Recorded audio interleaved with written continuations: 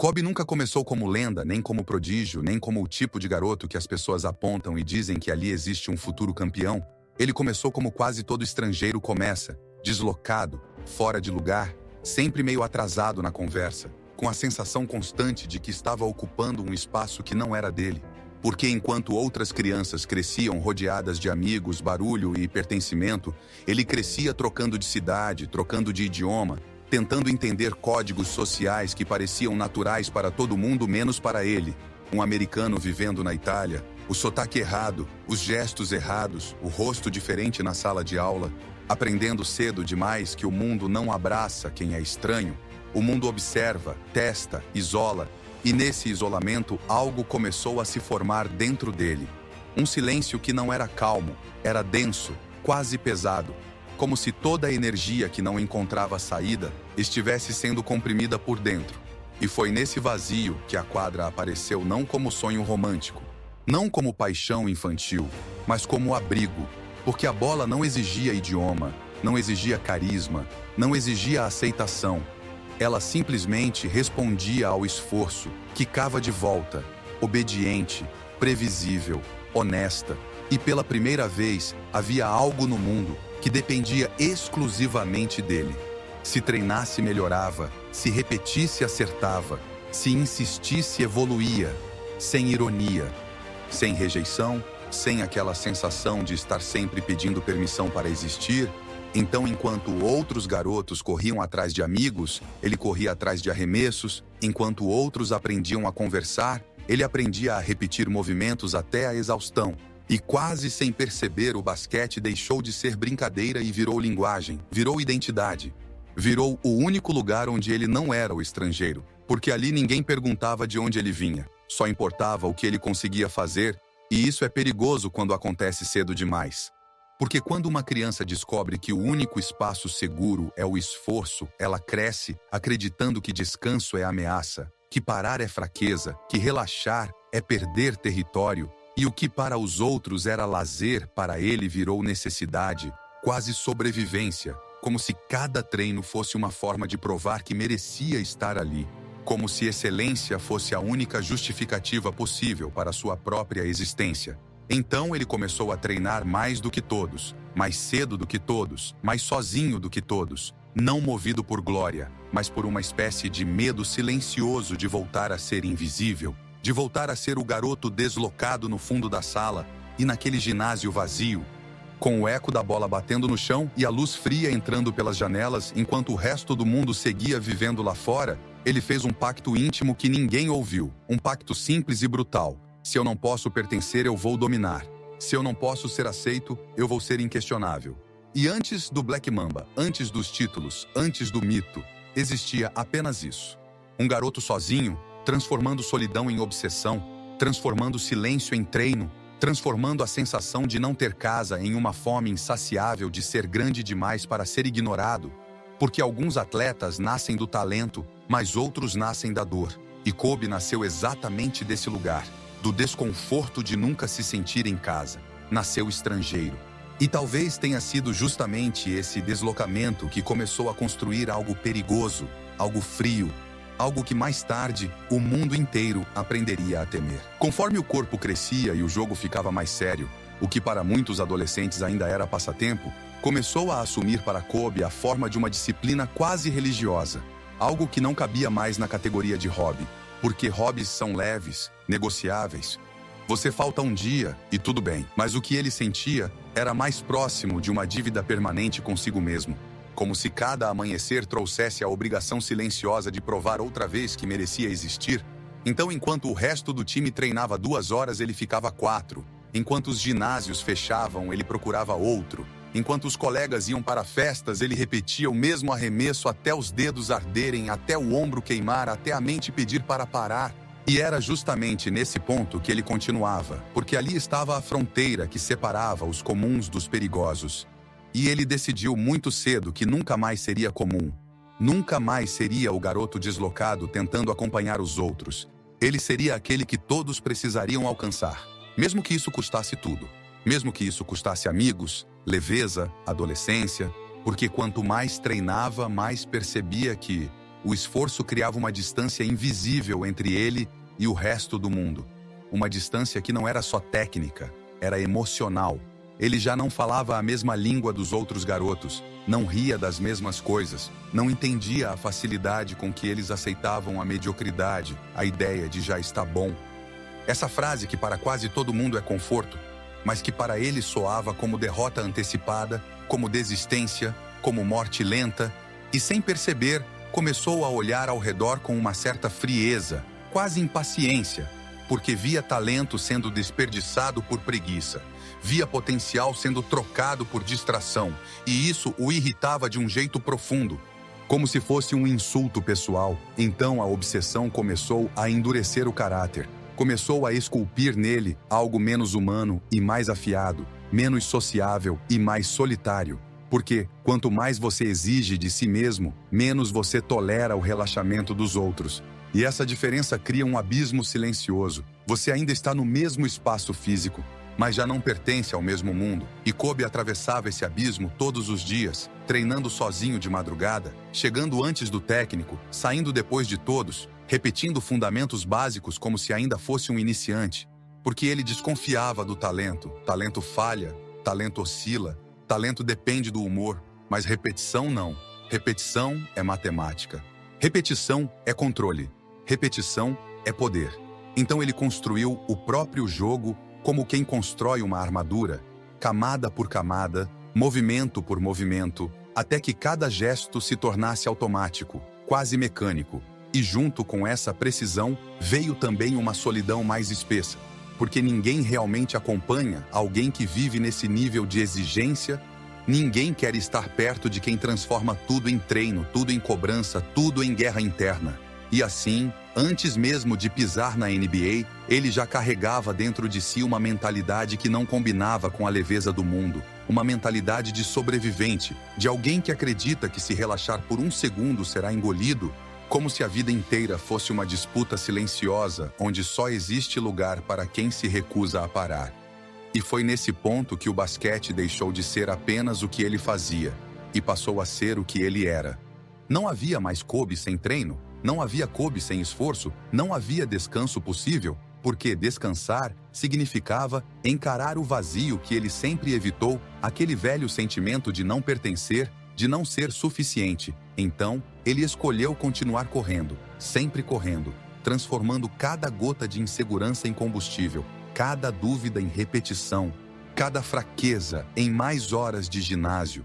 E o que ninguém percebia ainda é que ali já estava nascendo algo que não parecia um jogador. Parecia uma criatura moldada pela própria pressão. Alguém que não buscava apenas vencer jogos, mas esmagar qualquer versão mais fraca de si mesmo todos os dias, sem piedade, sem pausa, como se estivesse se preparando para uma guerra que só ele conseguia enxergar.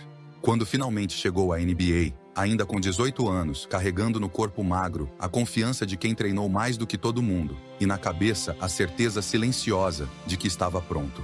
Kobe acreditava que bastaria fazer no palco grande o que sempre fez nos ginásios vazios, repetir o ritual, arremessar 1000 vezes, sangrar um pouco mais que os outros. Mas a liga não era o ensino médio, não era a Itália, não era um território onde esforço bruto esmagava tudo. Ali cada homem em quadra também era o melhor da própria cidade, o prodígio de alguma infância, o sobrevivente de milhares de fracassos. Então, pela primeira vez ele não parecia especial. Parecia só mais um garoto pequeno cercado por predadores adultos, corpos mais fortes, mãos mais rápidas, mentes mais frias, e o jogo que antes obedecia agora resistia. O espaço sumia, o tempo encurtava, o aro parecia menor, e cada erro ficava exposto para milhões de pessoas. Não era mais o silêncio do treino solitário, era barulho, crítica, televisão, comentaristas repetindo seu nome como se fosse um equívoco, jovem demais, cru demais, imaturo demais. Palavras que começam como análise técnica, mas acabam entrando como veneno na cabeça de alguém que construiu a própria identidade inteira em cima da ideia de ser imparável. E então, veio o momento que todo mito tenta esconder, aquele instante em que a armadura racha, playoffs contra o Utah Jazz, fim de jogo, a bola nas mãos dele, a chance de provar que pertencia àquele lugar. E ele arremessa, erra, Insiste, erra de novo. Força outra, erra outra vez. 4 airballs seguidos. 4 silêncios constrangedores. 4 quedas em rede nacional. Como se o mundo inteiro estivesse assistindo um garoto tropeçar na própria ambição. E naquela noite não havia glamour, não havia trilha épica, só o peso esmagador da vergonha. O tipo de erro que faz qualquer pessoa comum se esconder, duvidar de si, pensar que talvez os críticos estivessem certos, talvez ele não fosse tudo aquilo, talvez tivesse corrido rápido demais. E pela primeira vez o treino não servia como escudo, porque você pode repetir 1000 arremessos sozinho. Mas não pode simular o peso psicológico de falhar quando tudo está olhando para você. E é nesse ponto que muitos desistem, ajustam o sonho para algo mais confortável, aprendem a jogar seguro, a não arriscar, a nunca mais tentar o último arremesso para não passar vergonha de novo. Mas isso exigiria que Kobe aceitasse ser comum.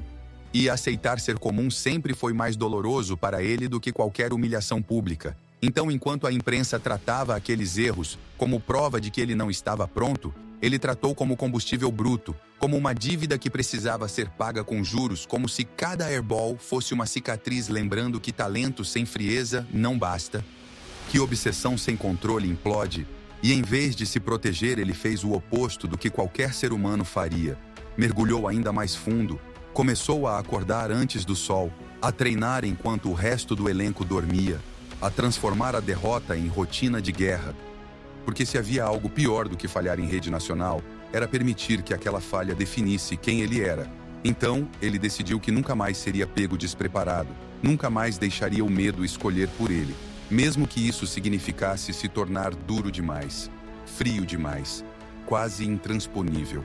E naquele momento silencioso, longe das câmeras, enquanto o mundo ainda ria do garoto que errou 4 arremessos, nascia uma versão mais perigosa dele, menos ingênua, menos emocional, mais calculista, alguém que não queria apenas vencer, queria eliminar qualquer possibilidade de fraqueza, como se estivesse matando o próprio medo com o excesso de trabalho. E foi assim que a queda, em vez de quebrá-lo, começou lentamente a redesenhá-lo, não mais como promessa, mas como algo mais sombrio, mais implacável, como se o fracasso tivesse arrancado o último traço de inocência e deixado no lugar uma criatura que aprendia a usar a dor como ferramenta. Alguém que, depois daquela noite, nunca mais pisaria numa quadra apenas para jogar, pisaria para ajustar contas com o passado, com os críticos, com o garoto inseguro que um dia tremeu e principalmente consigo mesmo. Depois daquela sequência de erros televisionados para o mundo inteiro, algo nele endureceu de vez, como se a vergonha tivesse queimado qualquer traço de inocência que ainda restava. E o que voltou para a quadra na temporada seguinte já não era o garoto tentando provar que merecia estar ali. Era alguém obcecado em dominar cada centímetro do jogo. Alguém que tratava treino como penitência e disciplina como religião, acordando quando a cidade ainda dormia, arremessando no escuro de ginásios vazios, repetindo movimentos até o corpo doer a ponto de a dor virar paisagem, porque ele havia entendido uma coisa simples e brutal. Talento abre a porta, mas obsessão é o que mantém você lá dentro. Então, enquanto outros jogadores confiavam no dom, ele confiava na repetição. Enquanto outros descansavam, ele acumulava horas invisíveis, aquelas horas que ninguém filma, ninguém aplaude, ninguém posta, mas que lentamente constroem uma vantagem impossível de alcançar depois. E pouco a pouco, o garoto cru começou a desaparecer, dando lugar a uma presença mais fria, mais cirúrgica. Alguém que olhava para o jogo como um problema matemático a ser resolvido, estudando adversários, decorando padrões, antecipando movimentos como um predador que já sabe por onde a presa vai correr. E quando Shaquille O'Neal se tornou o gigante ao seu lado, a dupla parecia saída de um roteiro improvável, força bruta e precisão, caos e controle. E juntos eles começaram a esmagar a liga, 3 títulos seguidos, finais, confetes, troféus. A imprensa, que antes duvidava, agora chamando de dinastia. Mas mesmo no auge havia atrito, porque Kobe não queria apenas vencer, ele queria ser o motivo da vitória, queria a responsabilidade, queria o último arremesso, queria o peso inteiro nas próprias mãos, como se dividir o protagonismo diminuísse o sentido de tudo aquilo. E esse conflito com Shaq não era só ego, era filosofia. Um acreditava no dom, o outro na obsessão. Um vivia o jogo, o outro sacrificava a vida pelo jogo. E lentamente o time rachava por dentro, como se duas forças gigantes não coubessem no mesmo espaço, até que a dinastia se dissolveu e, de repente, o cenário mudou. Os títulos pararam, as críticas voltaram, e agora, sem o gigante ao lado, muitos diziam que ele não conseguiria liderar sozinho, que talvez tivesse sido apenas metade de uma equação. E mais uma vez, a narrativa tentava empurrá-lo para baixo. Mas se havia algo que Kobe nunca soube fazer, foi aceitar limites impostos por outros. Então ele mergulhou de novo no único lugar onde se sentia no controle. O trabalho silencioso, as madrugadas, o treino obsessivo, a mente cada vez mais impenetrável. E foi nessa fase que surgiu o nome, que não era apelido, era armadura.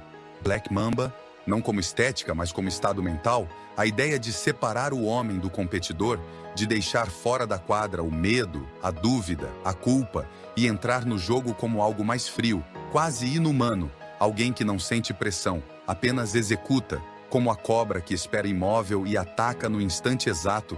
E quando essa mentalidade se consolidou, ele deixou de jogar bonito para jogar letal, começou a assumir jogos inteiros sozinho, sequências absurdas de pontos, arremessos impossíveis caindo como se o aro o obedecesse, noites de 40, 50, 60 pontos, a famosa sequência de 81 pontos contra o Toronto, um número que parece erro de digitação, mas era real. Um homem contra uma defesa inteira. Como se estivesse jogando em outro ritmo, outro plano. E ali já não era mais promessa, já não era questionado, era temido. Porque todo mundo sabia o que ia acontecer e ainda assim não conseguia impedir. E essa é a forma mais pura de domínio, quando o adversário conhece o golpe e mesmo assim apanha. Então os títulos voltaram, agora como protagonista absoluto, finais, 2 campeonatos seguidos, MVP, o Staples Center inteiro respirando no ritmo dele, e o garoto que um dia errou 4 airballs virou o homem que pedia a bola nos últimos segundos com uma calma quase perturbadora, como se o caos fosse seu habitat natural, como se toda a humilhação do passado tivesse sido apenas treinamento para aquele estado mental inquebrável. E naquele ponto, Kobe não era mais só um jogador de basquete, era um símbolo de algo mais extremo, a prova viva de que disciplina levada ao limite pode transformar falha em mito, medo em arma, dor em combustível. Alguém que não buscava ser amado, buscava ser inevitável, porque quando você decide ser inevitável, o mundo para de discutir se você é bom o suficiente e começa apenas a aceitar que, goste ou não, você veio para dominar. O tempo, que um dia parecia correr ao lado dele, começou a cobrar cada centímetro de obsessão acumulada. Os joelhos já não respondiam com a mesma explosão, os dedos inchados depois dos jogos, o ombro gasto, o tendão de Aquiles rompido numa cena quase cruel demais para ser real. Porque mesmo lesionado, ele permaneceu em quadra para cobrar os lances livres, mancando, o rosto pálido, mas a postura intacta, como se abandonar aquele momento fosse uma traição maior do que a própria dor. E ali já dava para entender que a carreira não terminaria com suavidade. Terminaria como tudo que envolvia Kobe, no limite, sangrando, mas inteiro por dentro. Então vieram as últimas temporadas, menos vitórias, menos brilho coletivo, o corpo mais lento, a liga já dominada por uma geração nova, e ainda assim toda a arena lotava só para vê-lo uma última vez. Não porque ele ainda fosse o mais atlético, mas porque ele tinha se tornado algo mais raro do que talento. Ele tinha se tornado significado. E quando anunciou a aposentadoria, o basquete inteiro parou como se soubesse que estava prestes a perder um dos últimos predadores de uma era mais crua. E a despedida foi quase poética demais para existir. 60 pontos no último jogo, 40 arremessos, cada posse de bola respirando despedida, o ginásio em pé, os companheiros entregando a bola como quem passa uma tocha, e ele acertando cesta atrás de cesta com aquela expressão concentrada de sempre. Não havia nostalgia, não havia lágrima, havia trabalho, apenas mais uma missão a cumprir, como se até o fim ele se recusasse a transformar o momento em espetáculo emocional, preferindo resolver tudo do único jeito que conhecia, jogando, pontuando, decidindo. E quando o cronômetro zerou, não parecia um adeus, parecia a última linha de um livro que foi escrito com sangue, suor e repetição. E talvez esse tenha sido o gesto mais maduro de todos, provar que a disciplina que te leva ao topo também pode te ensinar a viver fora dos holofotes. Kobe é aquele símbolo silencioso de que era possível ser mais duro que as circunstâncias, mais disciplinado que o caos, mais focado que o medo, e talvez seja esse o verdadeiro legado dele. Não os títulos, não os números, não os recordes, mas a mentalidade, a ideia quase desconfortável de que você pode escolher ir além quando todo mundo para, pode treinar quando ninguém vê, pode cumprir o que promete para si mesmo, mesmo quando ninguém está cobrando. Porque no fim, a Black Mamba nunca foi sobre basquete. Foi sobre responsabilidade pessoal, sobre olhar para a própria vida e parar de negociar com a própria fraqueza. E quando você entende isso, percebe que Kobe não morreu como ídolo esportivo. Ele virou arquétipo, uma lembrança permanente de que disciplina radical ainda é uma das forças mais poderosas que um ser humano pode carregar. E toda vez que você pensar em desistir cedo demais, em pular o treino, talvez a pergunta que fique seja simples e incômoda, quase um sussurro no escuro. O que o Black Mamba faria agora?